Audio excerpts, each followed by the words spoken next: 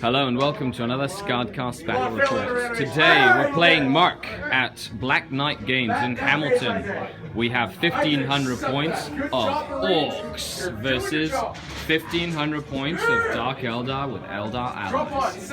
We're playing a Michael Mudd Memorial Tournament mission. Let's get this party started.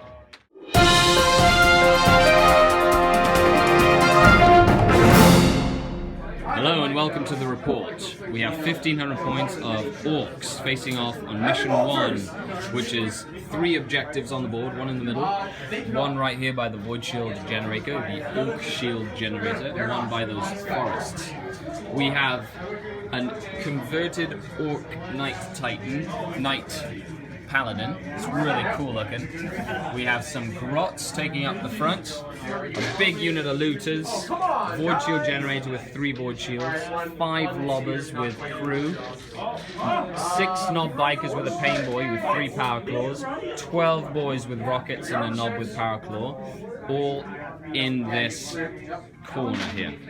The Dark Eldar army has deployed Grotesque and Autarch in a Raider, Venom with Trueborn and the Warlord, Ravager with Lancers, and then in reserve we have unit of Warriors in a Venom, unit of Warriors on foot, unit of Warriors in Raider, Razorwing, outflanking Warwalkers, Warp Spiders jumping in, Jet Bikes and Dire Avengers also coming in, as well as the Lamia. So, the Orks have decided to take turn 1. Will the Dark Eldar be able to seize for cinematic sake? They do! Oh no! Dark Eldar, turn 1. Lance Ravager moved up, fired its lances into the night, and failed to do any damage. The Venom moved up to get some cover against the looters, and killed 1 Grot who went to ground. And this Raider moved and boosted up towards the middle of the table with the Grotesques and the Autarch. Now we're moving on to Ork, turn 1. The Orkiness is amazing. We had the Orky Knight advance and open everything into the Venom, who jinked, and 1 penetrating hit blew a splinter cannon off. 4 looters that could see this Raider and all the lobbers fired into it. It jinked, suffering 1 hull point, and it can only snap shoot next turn. The super knobs moved up and boosted, and everything else moved. This tank got immobilized on the foresty outcrop, but all the boys jumped out and moved 6 inches up. Other than that, it is now moving on to Eldar, Dark Eldar, turn 2. So now I'm going to have reserves. In reserves, the Razorwing has stayed off. The Warriors have come on. The 5-man Warrior unit has come on. I'm going to fire roll for this unit of Warriors in a Venom to come on as well. And they come on a 6. The Warp Spiders, they come on as well. The outflanking Warwalkers, they come on as well. The walking on Dire Avengers, they come on as well. And the Eldar Jet Bikes, I'm going to subtract -1 to keep them off the board. And the Lamian, they come on as well. The Warwalkers and the Ravager put 3 hull points on the Knight. The Venom boosted up and shooting that 1 little grot through the ruin, survived everything that we shot at him.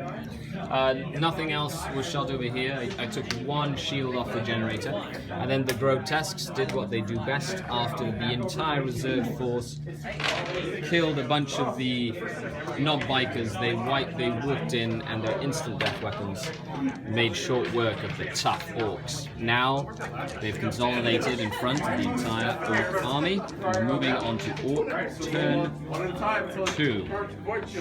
We had the Knight, Ork Knight, charge in and kill the Warwalkers and force the Ravager into jinking.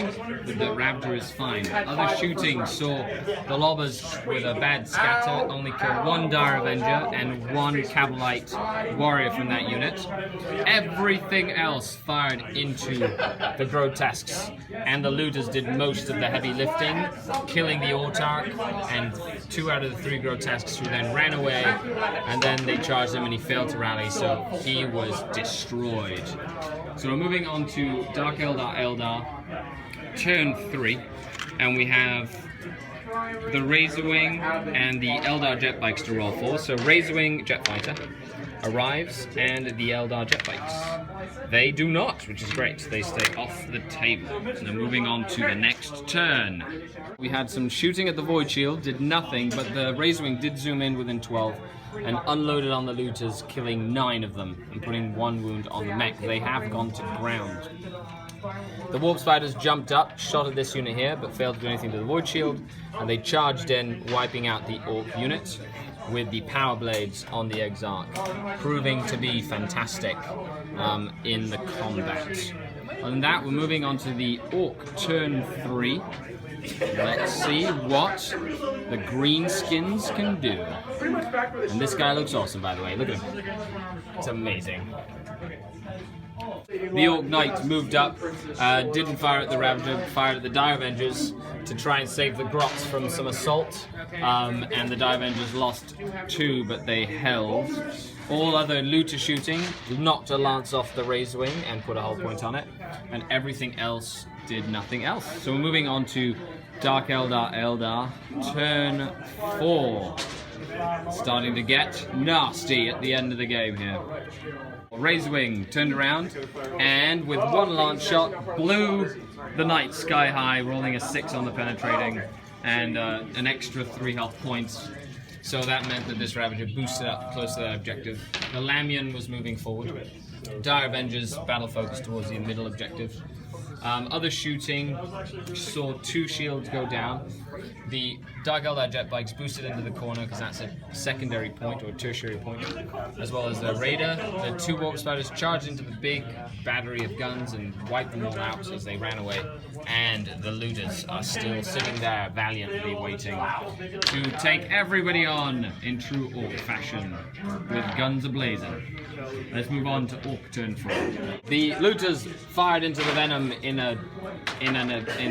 rage, and then the mech charged into the Warp Spiders, and then the Warp Spiders failed to hit and run, so he is safe for another turn. Moving on to Dark Eldar turn 5. Ravager moved to capture the objective. The Dire Avengers moved to capture this objective. I knocked 1 more Void Shield down because 1 had come back last turn. And then this guy got within 12 of the Void Shield and killed 3 of the looters who stayed. They did not run away. And then the Warp Spiders failed to kill the big mech, but they're going to stay in combat there. And on to Orc turn 5. Will the mech avenge by destroying the Exarch and the Warp Spider? We shall see.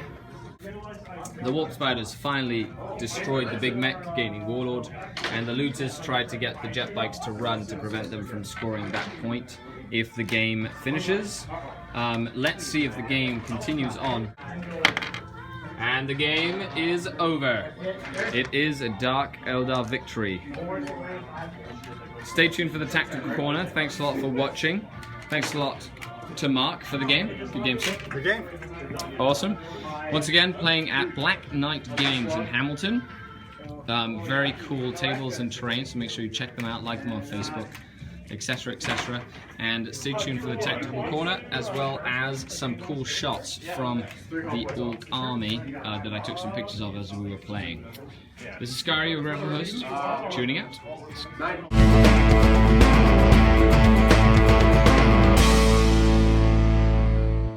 Hello and welcome to another Tactical Corner. So, 1500 points of Dark Eldar versus 1500 points of Orks. First time that I've played Orks on the channel in a very long time. So, what happened was I deployed minimally in order to avoid the Orc shooting, the lobbers, the looters, and the Knight, and I was relying mostly on my reserve rolls to be the thing that did the most damage. The Orc army was absolutely gorgeous. This is what 40k is all about. Converted Knight, which looked amazing. All the knob bikers were converted. The looters were converted. You know, the whole thing was just looked really cool. Now, the addition of a Knight in an Orc army was interesting. Plus, the Void Shield meant that the Orc army was quite small, but had the potential to do quite a lot of damage, especially with the knob bikers. Now, if anybody hasn't played against knob bikers, They are tough. They are very, very tough. And I knew they would be the main focus of me having to deal with them in order to be able to win this game. That's why I'd reserved most of my army. On my the Orc turn 1, he moved his knob bikers down towards my board edge. And this is precisely what I was hoping would happen. And then my reserve rolls all came on, and I was able to focus pretty much the entirety of my army onto his knob bikers. This is very similar to a couple of games ago when I played Space Wolves, and I focused on the bikers by coming on from reserve and annihilating them as well. The one flank on the other side, held by the Ravager, the Warwalkers, they decided to tackle the Knight by themselves and were able to keep the Knight distracted from the main force. Now, the Void Shield Generator and the Looters, never actually faced this before, and Lobbers, was quite a, that Void Shield was rather annoying, really. I don't get to play them very often, but it really helps mitigate the damage that anybody can do, unless you go into combat. My Grotesques did very well against the Knob Bikers, and then got stranded out in front of the entire Orc shooting and got completely annihilated by the amount of shooting those Looters put down. All in all, there were 3 objectives on the table, so I knew I had to create some board control to then capture the objectives and then press up against the Orc line. But once the Knob Bikers went down, it was about mopping up and just not being silly and playing the game, using line of sight blocking terrain and using cover in order to mitigate the Orc shooting. The fact that the Orcs had their truck immobilize itself on turn 1 really did hamper their movement and didn't really have much to do with that other boy unit, as well as the Looters getting annihilated later by the Razorwing jet fighter. I'd have to say the MVPs of my army, once again, are the Warp Spiders. Just a small 5-man unit of Warp Spiders with the Twin Link Death Spinner and the Power Blades. They have proven over and over again how nasty they are, and they're not really that expensive. It's a small, tactical, surgical unit, and I love the way that it works on the tabletop. They're the ones that take out the Wraith Knights and tough creatures with their wounding against initiative. They move around the table at incredible speed, which helps them keep up with my Dark Eldar advance. I'm thinking of tactically getting another unit of Warp Spiders and a unit of Swooping Hawks and running an aspect host with those units themselves instead of having a Eldar allied detachment. Of course, for the Michael Mudd, that's not possible.